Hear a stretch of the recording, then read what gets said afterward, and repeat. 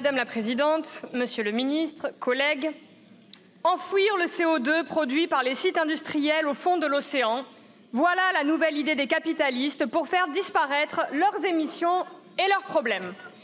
Les amendements au protocole de Londres dont nous discutons aujourd'hui sont une nouvelle tentative de fuite en avant technologique pour éviter de s'attaquer à la racine du problème des émissions de gaz à effet de serre et du dérèglement climatique.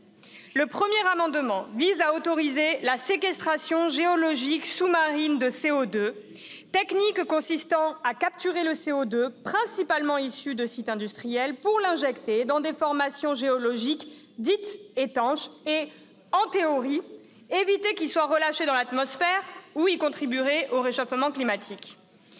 De tels projets ont principalement vu le jour en mer du Nord et d'autres sont programmés en 2026.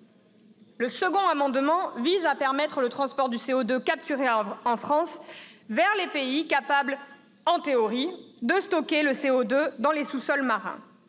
Ce projet est une illustration de l'hubris des hommes qui croient pouvoir contraindre la nature selon leurs envies.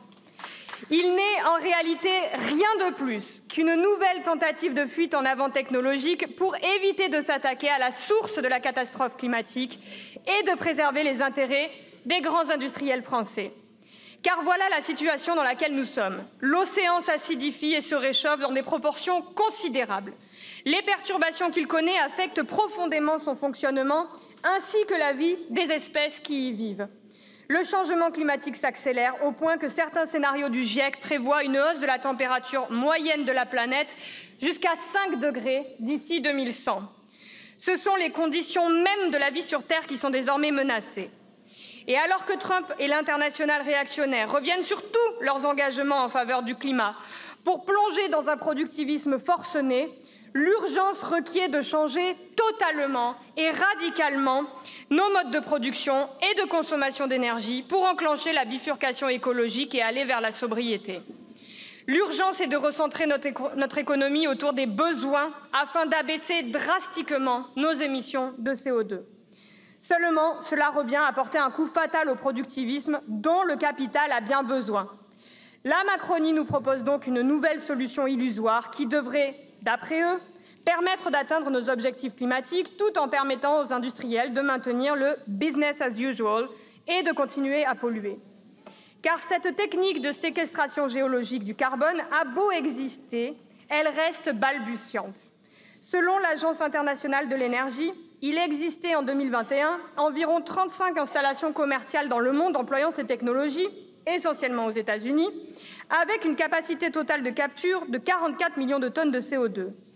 Une goutte d'eau en comparaison du total annuel des émissions mondiales de gaz à effet de serre qui s'élève à 53 milliards de tonnes de CO2. Par ailleurs, la technique elle-même est tout sauf sûre. Une étude de l'Institute for Energy, Economics and Financial Analysis, eh bien oui, mais vous parliez d'agences scientifiques, en voici une, a démontré que le stockage sous-marin de CO2 comportait de nombreux risques. Bah oui, sans blague. Dans les sites de stockage norvégiens, le gaz stocké a déjà failli être rejeté à la surface. L'océan ne retiendra pas éternellement le carbone et celui-ci finira par s'échapper. Exit les objectifs écologiques. Concernant le deuxième amendement, le transport du gaz n'est lui-même pas sûr. Le transport transfrontalier de dioxyde de carbone nécessitera la création d'infrastructures de transport, des canalisations, des terminaux d'import-export de dioxyde de carbone, etc. Or, selon l'étude d'impact du projet de loi, de nouvelles études techniques devront être menées au préalable par les exploitants de ces futures canalisations pour vérifier leur fiabilité. Nous nous apprêtons donc à voter un texte qui explique la nécessité de construire des infrastructures de transport alors que les études nécessaires n'ont pas encore été faites et qu'elles seront vraisemblablement confiées aux entreprises exploitantes qui ont un intérêt évident à ce que le stockage de CO2 soit possible en France. Les risques de fuite lors du transport par canalisation sont réels et dangereux, tout autant que lors du stockage lui-même. L'étude d'impact du texte survole le sujet tout en pointant de potentiels futurs dysfonctionnements.